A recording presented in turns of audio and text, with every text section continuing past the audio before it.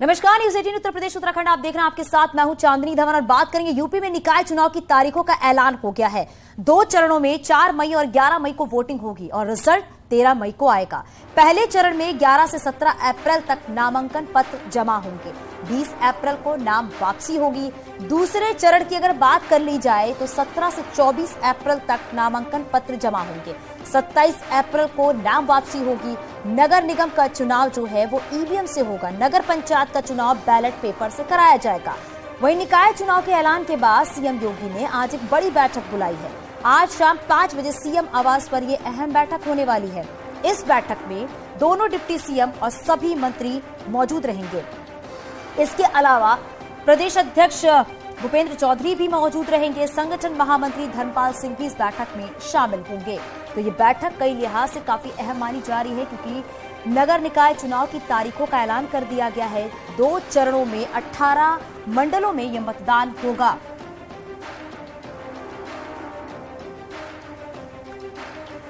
तो 4 और 11 मई को वोटिंग होगी।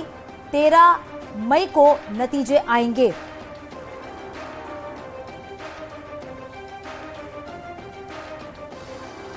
तो देखिए, निकाय चुनाव की तारीखों का ऐलान हो गया है, लेकिन अब इस पे सियासी सरगर्मियां जो हैं वो भी तेज हो गई हैं क्योंकि कहा जा रहा है इस बार कांटे की टक्कर देखने को मिल रही है। लेकिन तमाम अहम मुद्दे हैं जिनको लेकर भी बातचीत होनी है और बीएसपी प्रवक्ता हमारे साथ विजय मिश्रा जी जुड़ गए हैं और साथ ही साथ एसपी के भी प्रवक्ता उमेश यादव जी हमारे साथ जुड़ गए हैं। सबसे पहले विजय जी आपका ही रुख कर लेते हैं। विजय जी, क्योंकि बीएसपी की तरफ से अगर बात की जाए तो इस बार निकाय चुनाव को लेकर किस तरह की तैयारियां देखने को मिल रही हैं, प्रत्याशियों को लेकर किस तरह की तैयारियां हैं?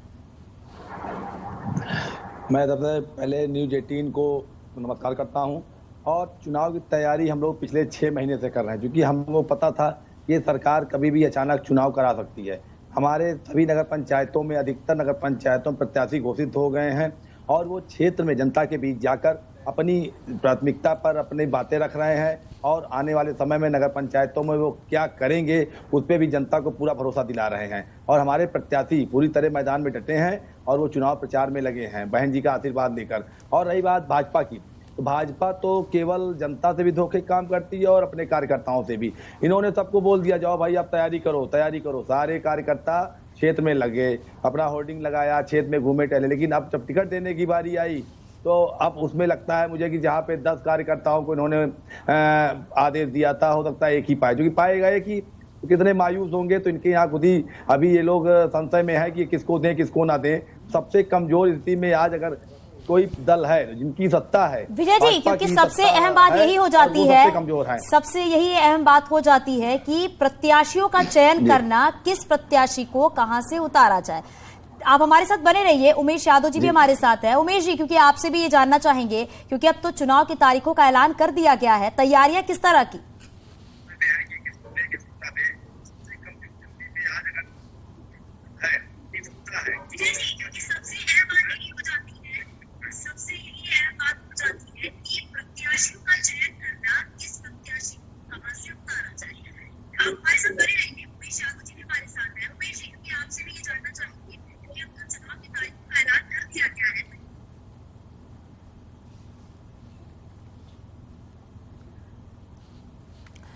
और समाजवादी पार्टी की प्रवक्ता फखरुल हसन जी भी हमारे साथ जुड़ गए हैं। फखरुल जी, क्योंकि अब निकाय चुनाव की तारीखों का ऐलान हो चुका है और कहा जा रहा है इस बार जो टक्कर देखी जा रही है वो समाजवादी पार्टी और बीजेपी में देखी जा रही है, किस तरह की तैयारियां अब?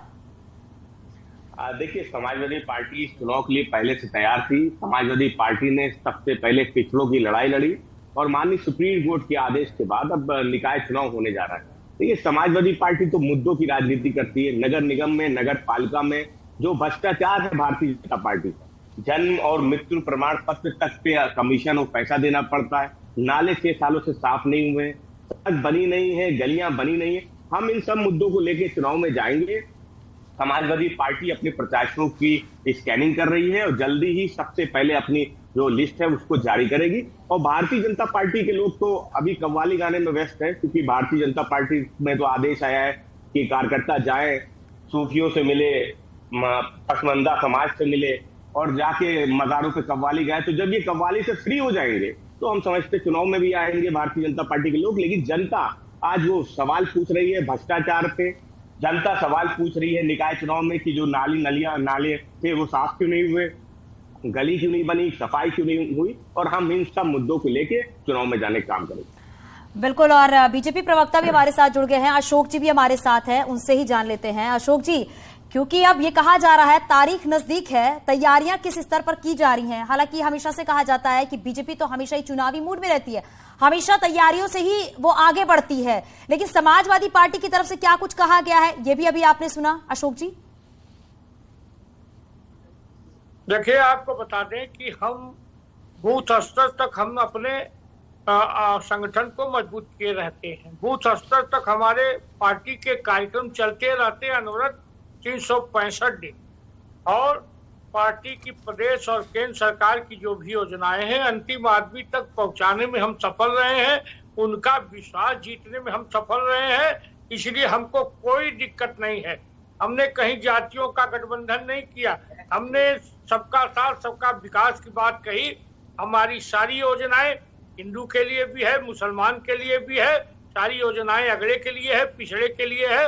इसलिए हमें हर वर्ग से हमने अपना नाता जोड़ा है। हम कहते हैं A to Z हमारा है, हमें जान से प्यारा है, इसलिए हमको कोई दिक्कत नहीं है। फखरुल जी, आपने सुना होगा कि अशोक जी ने क्या कुछ कहा है, क्योंकि उन्होंने कहा कि तैयारी तो हमारी पूरी है, आपकी कैसी तैयारी है? हम तो ये जानना चाहते हैं कि अशोक भाई मजार से कव्वाली गा के यहाँ आ रहे हैं या इस कार्यक्रम के बाद कव्वाली गाने जाएंगे? ये तो भारतीय जनता पार्टी के लोग बताएं, कहां मुद्दों की राजनीति कर रहे हैं, कहां मुद्दों की बात कर रहे हैं, और ये कह रहे हैं कि हम पिछड़ों की बात नहीं करते, हम सबका साथ, सबका विकास, सबके विश्वास की बात करते। अगर आप सबके विकास और सबके विश्वास की बात करते तो आपको क्या आवश्यकता पड़ गई पसमंदा सम्मेलन कराने की, सूफी सम्मेलन कराने की? आप बताइए ना, आपको क्या जरूरत पड़ गई यादव सम्मेलन कराने की, कुर्मी सम्मेलन कराने की? अगर सबका साथ, सबका विकास, सबका विश्वास की बात है, का खाली आप वोट लेते रहे, उनके लिए आपने कुछ नहीं किया। तो आप कव्वाली गा के कर देंगे? आप कव्वाली गा रहे थे, ये सुना दीजिए कव्वाली। हम तो कर ही रहे हैं। हम पसमानदा मुसलमानों को, जो मुसलमान पिछड़ गए हैं आपकी नीतियों के चलते, उनकी समृद्धि के लिए आगे बढ़े। फखरुल जी, अशोक जी आपको रोकना चाहेंगे। इसी बीच एक बहुत बड़ी खबर मिल रही है, निकाय चुनाव को लेकर ये बड़ी खबर है। प्रत्याशी चयन के लिए बीजेपी ने कमेटी बनाई है। ये बड़ी खबर इस वक्त की है। प्रत्याशी चयन के लिए 5 सदस्यीय कमेटी बनी है। क्षेत्रीय और प्रदेश स्तर पर यह कमेटी बनाई गई है। संभावित नाम क्षेत्रीय कमेटी को भेजे जाएंगे। मेरठ अलीगढ़ निगम के लिए विशेष रणनीति बनेगी। ये बड़ी खबर इस वक्त की है निकाय चुनाव को लेकर। हमारे सहयोगी संकेत हमारे साथ जुड़ गए। संकेत, क्या जानकारी?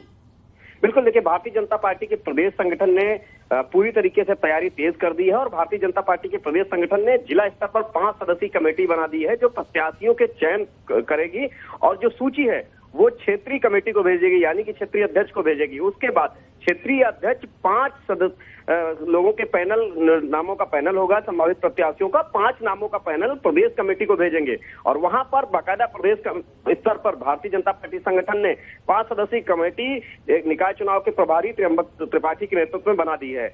वो कमेटी उन नामों की छटनी करके पार्टी आलाकमान को भेजेगा, और उसके बाद आलाकमान प्रत्याशियों के नामों पर मुहर लगाएगा। लेकिन एक बात साफ है कि भारतीय जनता पार्टी ने प्रत्याशियों के चयन की जो प्रक्रिया है वो पारदर्शी रखी है। जिला स्तर पर जो भी आवेदन करना चाह रहा है वो उसके आवेदन पत्र मांगे गए हैं। जो भी चुनाव भारतीय जनता पार्टी का कार्यकर्ता लड़ना चाह रहा है सीधे आवेदन करे, और आज से ये नाम क्षेत्रीय कमेटी को भेजने शुरू हो जाएंगे। 3 दिन का वक्त दिया गया है जिला कमेटी क्षेत्रीय कमेटी को, 3 दिन के भीतर ये सभी नाम भेज दे। जी, बहुत शुक्रिया संकेत इस पूरी जानकारी के लिए। और हमारे सारे मेहमान बने हुए हैं, और अशोक जी के पास चलते हैं। अशोक जी, क्योंकि यहाँ पर साफ तौर पर देखा जा सकता है कि प्रत्याशियों के चयन के लिए 5 सदस्यीय कमेटी का गठन कर दिया गया है, और 3 दिन का वक्त दिया गया है। इसी 3 दिन के वक्त में प्रत्याशियों के नामों का चयन होना है। जी बिल्कुल, हम लोग पारदर्शिता के आधार पे अच्छे उम्मीदवार को, जो जीताऊ उम्मीदवार होंगे और जिन लोगों ने क्षेत्र में काम किया है उन्हीं को टिकट देंगे। इसलिए हम लोगों ने एक कमेटी बनाई है। सबसे बड़ी बात है कि हमने सारी व्यवस्था, हमसे कहा गया 3 लेयर की जब तक जांच न हो तब तक चुनाव नहीं होगा। हमने एक कमेटी बनाई, उसने रिपोर्ट दी, सुप्रीम कोर्ट ने हरी झंडी दी। हर जगह पारदर्शिता है, और हम लोगों ने आज इस स्थिति में ला के खड़ा कर दिया कि उत्तर प्रदेश में चुनाव होने जा रहा है और निश्चित तौर पे भारतीय जनता पार्टी को ही जीतना है। और अभी सपा के साथी बार बार कव्वाली गाने कह रहे हैं, ये भी बिरहा क्यों नहीं गाते, इस तरह की बात कर रहे हैं कि ये भी बिरहा गाए करताल बजा के, लेकिन बिरहा गाने से कुछ नहीं होने वाला है, क्योंकि लोगों ने जनता के विश्वास का हनन किया है।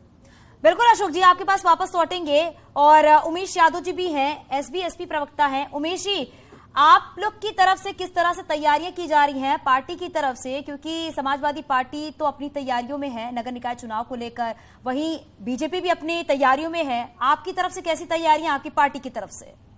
देखिए, शहर की सरकार बनाने में जिस तरह से, मेरी आवाज सुन पा रही हैं आप? जी जी, आप अपनी बात रखिए। शहर की सरकार बनाने में जिस तरह अन्य पार्टियां हैं, उसी तरह हम लोग भी पूरी संगठन को पहले से ही निर्देश राष्ट्रीय अध्यक्ष जी ने और प्रदेश के अध्यक्ष जी ने दे रखे हैं।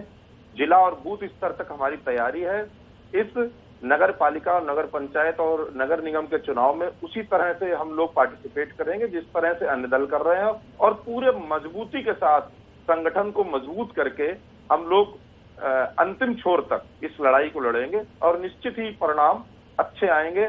हम सब लोग ने पहले ही जिला अध्यक्ष और प्रदेश ब्लॉक के और मंडल के अध्यक्षों को ये निर्देशित कर रखा है कि आप प्रत्येक जनपद से, प्रत्येक नगर पंचायत और नगर पालिका से बूथ स्तर तक की समीक्षा करके सभी नाम को भेजें, और हम लोग अगले 7 दिनों के अंदर पूरे उत्तर प्रदेश में नगर पंचायत नगर पालिकाओं में अपने प्रत्याशियों का चयन कर लेंगे। इसके लिए ऊपर भी 11 सदस्यीय समिति का चयन कर लिया गया है और 1 आध दिन में उसकी भी घोषणा हो जाएगी। उमेश जी, आप हमारे साथ बने रहिएगा। विजय मिश्रा जी भी लगातार हमारे साथ बने हुए हैं। विजय जी, आप भी बताइएगा, क्योंकि बीएसपी की तरफ से प्रत्याशियों के नामों का चयन कब फाइनल हो जाएगा, लेकिन एक खबर ये भी बीच में आई कि शाइस्ता परवीन की देवरानी को टिकट दिया जाएगा, क्योंकि शाइस्ता परवीन का तो टिकट कट चुका है, लेकिन उनकी देवरानी को टिकट दिया जाएगा। ये केवल भाजपा वाले प्रचार कर रहे हैं, ऐसा कुछ नहीं। अभी बहन जी की 1 बजे प्रेस कॉन्फ्रेंस है, आज सारी चीजें क्लियर हो जाएंगी कि कौन चुनाव लड़ेगा, कहां से कौन होगा, क्योंकि प्रत्याशी हमारे पहले ही घोषित हो चुके हैं। हाँ, जहां पे सीटें आरक्षित हुई, जहां पे सीटें शेड्यूल कास्ट हुई, पिछड़ी जात हुई, वहीं पे प्रत्याशी हमारे बदले गए हैं। बाकी जिनको बहन जी ने आशीर्वाद दिया था पिछले 6 महीने से, उनकी सीटें अगर सही है तो अपना चुनाव प्रचार कर रहे हैं। हमारे यहाँ पूरी तैयारी हो चुकी है और हम लोग बहुत मजबूती से जनता के बीच में चुनाव लड़ने जा रहे हैं। और रही बात भाजपा की, भाजपा का जो ये नारा होता है सबका साथ सबका विकास, उन्होंने केवल इस नारे को अपना विकास जनता का नाश उस पे लाके कर दिया है, क्योंकि इनके पास विकास के लिए कुछ नहीं। इन्होंने लबकी जितने भी नगर पंचायतें नई गठित की हैं, इनके पास लॉन्चिंग बहुत अच्छी है पर प्लानिंग नहीं है। वो सारे रूरल एरिया के गांव जोड़ दिए गए और जोड़ने के बाद ना तो वहां बजट है। मुख्यमंत्री सृजन योजना की एक योजना आई, उसमें बजट दिया गया, बजट भी जैसे ऊंट के मुंह में जीरे की तरह कि 4 सड़कें थी, 1 बना लो भाई, 3 बाद में बनेगी। तो स्थितियां इन्होंने इतनी बिगाड़ दी हैं कि नगर निकाय चुनाव में जनता इनको बताएगी, और ये चुनाव 2024 को देखते हुए हो रहा है। तो 2024 में भी इनको एहसास हो जाएगा जिस तरह प्रदेश में पूरी तरह माहौल बिगाड़ रहे हैं, वो चीजें भी जनता इनको अपने समय जवाब दे देगी। क्योंकि अभी तक इन्होंने प्रत्याशी, इनकी हिम्मत नहीं हो रही है, प्रत्याशी बता दे भाई वहां से वो लड़ेगा। ये केवल जहां पे हमारे विजय जी आपकी इस बात का जवाब अशोक जी हैं, वही देंगे आपकी इस बात का जवाब। अशोक जी, क्योंकि अभी आपने विजय मिश्रा जी को भी सुना है साफ तौर पर कि इन्होंने यहाँ पर क्या कहा है, सबका साथ सबका विकास को लेकर इन्होंने ये कहा है कि वो सिर्फ अपना विकास करते हैं, बाकी जनता के बारे में वो नहीं सोचते हैं।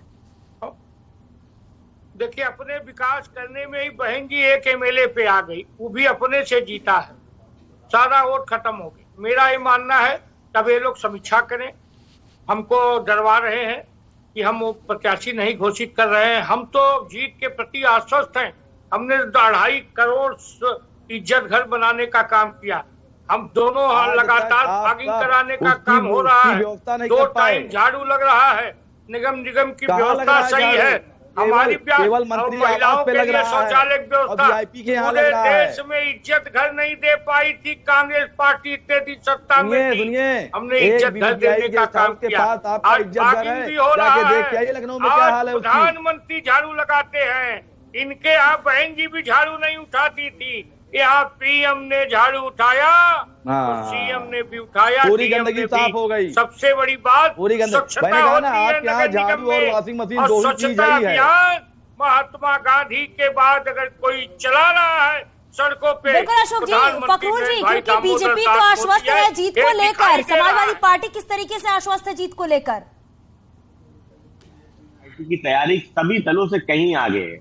आपने अभी, मैं सुन रहा था कि भारतीय जनता पार्टी ने अपनी कमेटी अब बनाई, समाजवादी पार्टी ने अपनी कमेटी को 4 महीने पहले बनाया था, और जो मेयर के और नगर पालिकाओं के प्रत्याशी हैं उनकी जो शॉर्टलिस्ट करना था, उनको हम 3 दिन पहले करके आदरणीय अखिलेश यादव जी तक उस सूची को भेज चुके हैं, वहां से वो फाइनल होगी। और जो पार्षद के चुनाव है या सभासद के चुनाव है, उन सब के आवेदन मांगे गए हैं और 2-3 दिन में उस पे कमेटियां पहले से बनी हुई हैं और वो कमेटियां उन नामों को फाइनल कर देंगी। फखरूल जी, क्योंकि अब इंतजार इसी बात का किया जा रहा है कि आखिर जनता शहर की सरकार किसे चुनती है, ये बड़ा सवाल हो जाता है, क्योंकि तमाम ऐसे मुद्दे हैं और जमीनी हकीकत पर कितना इन मुद्दों पर खरा उतरती है ये पार्टी, ये आने वाला वक्त ही बताएगा। आप सभी का बहुत शुक्रिया बातचीत करने के लिए, और आगे भी खबरें जारी है, यहां रुकेंगे, छोटे से ब्रेक के लिए, जल्द लौटते हैं।